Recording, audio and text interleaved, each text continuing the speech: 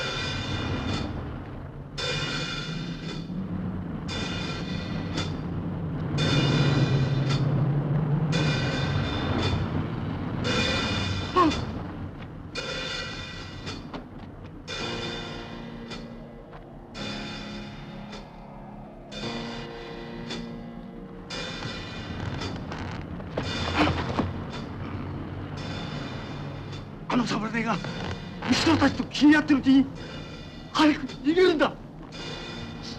知らせたのか、バカ野郎。余計なことしやがって。早く。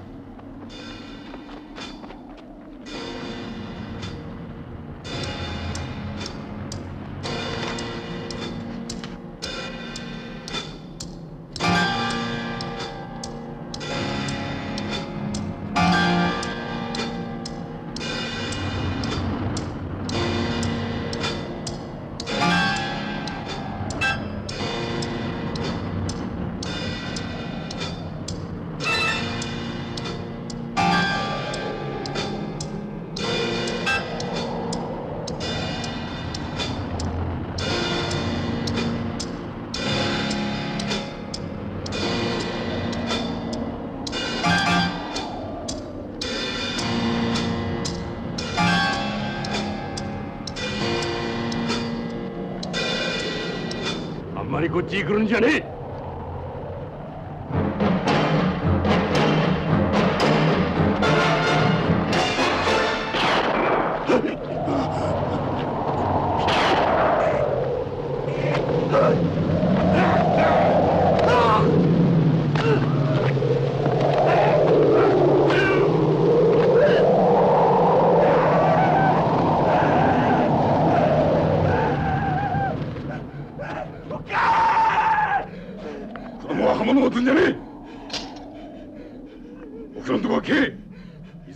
長きした方がよくはねえか。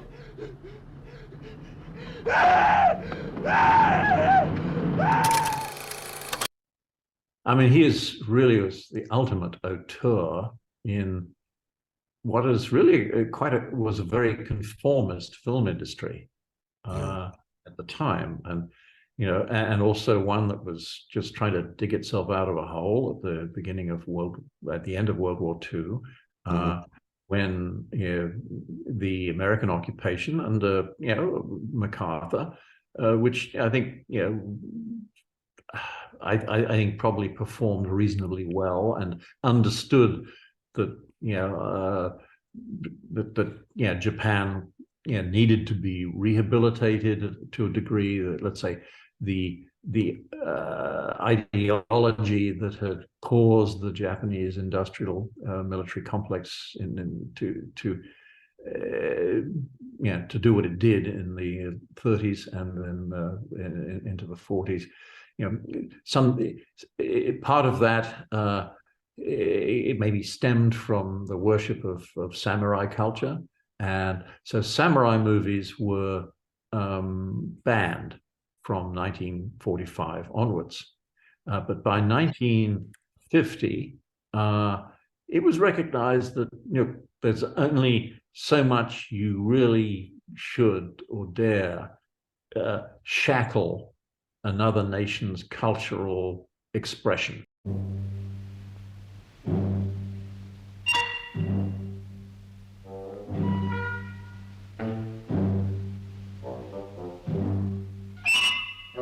俺を買わんか。用心棒にどうだ。腕は今見せる。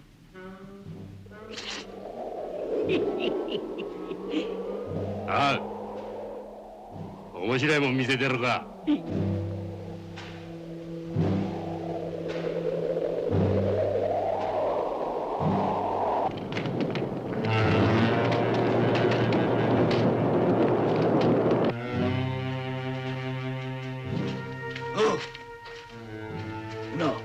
知らねえだろ。こいつとっても強いんだぜ。地獄の入り口で顔を合わせたこの二人。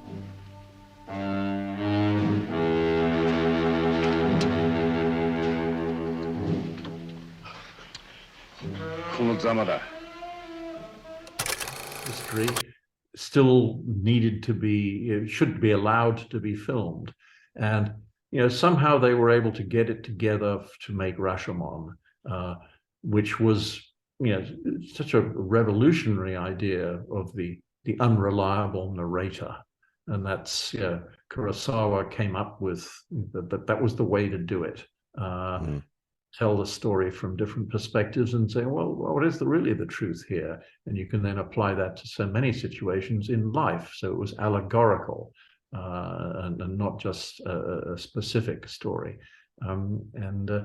So that's a work that to me made him a genius. To having with his background, having basically been spent most of his early years in China, in fact, in Japanese community in China, and coming back to a wrecked Japan after the war, and then working his way up in the film industry, and obviously his intellect became evident to his colleagues at Toho, and he came up with this idea and worked with the writers, and they gave him a shot, and they allowed him to go considerably over budget. Yes. They thought, wow, well, this is something, and then it not only was a success in Japan, but it was chosen for the Cannes Film Festival, and this was a major coup because it was almost the beginning of Japan being accepted back into the world community as a nation on equal footing on a cultural basis. And films from all over the world are being shown here, and you're included.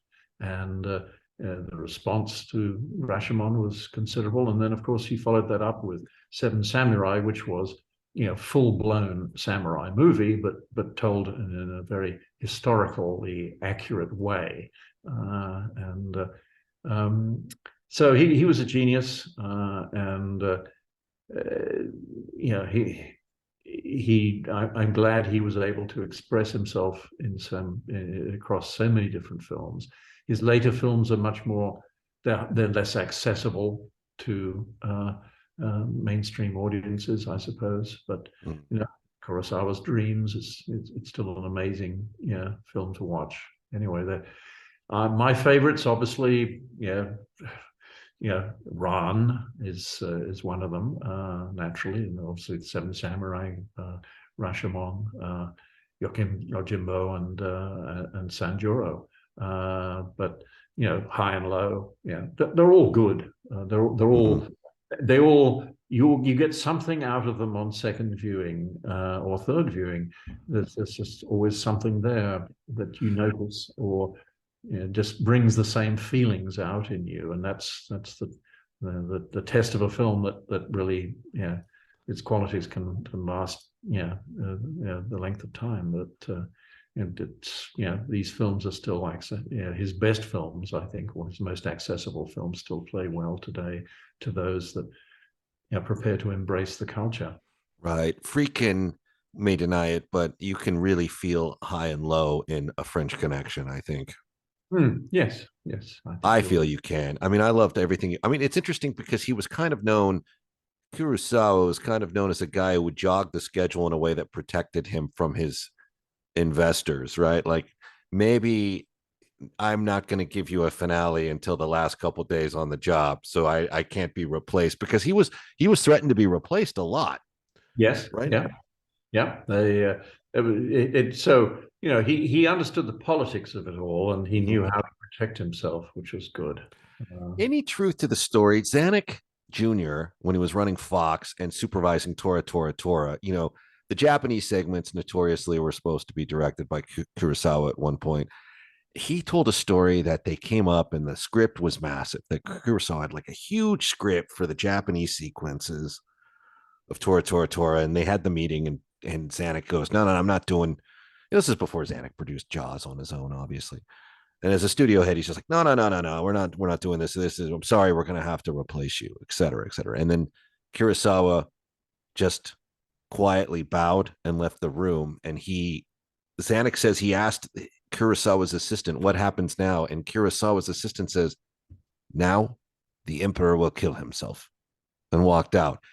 Now, obviously it's a joke. Is it a joke that Zanuck's made up, or a joke that they knew that the termination was imminent and everyone kind of felt like, oh, this is just the formality of it, and we're gonna, I don't know, but it's kind of a funny story. Do you know about that? Did you hear anything about that? I believe I've heard something like that, but maybe if Zanuck has put it in a book, it's essay. It would be a perfectly, let's say, if Zanuck had any understanding at the time of Japanese sensibilities, right, he would have known that he was causing an enormous affront to Kurosawa, who was Japan's greatest filmmaker at the time. Right. And he should have handled the whole thing with greater sensitivity, or the whole deal should have been structured a different way, where there was a Japanese version. They can make whatever they wanted to make, as long as the Americans could make whatever they wanted to make, which is happens quite often with co-productions, where there are different versions, depending upon the needs of respective audiences.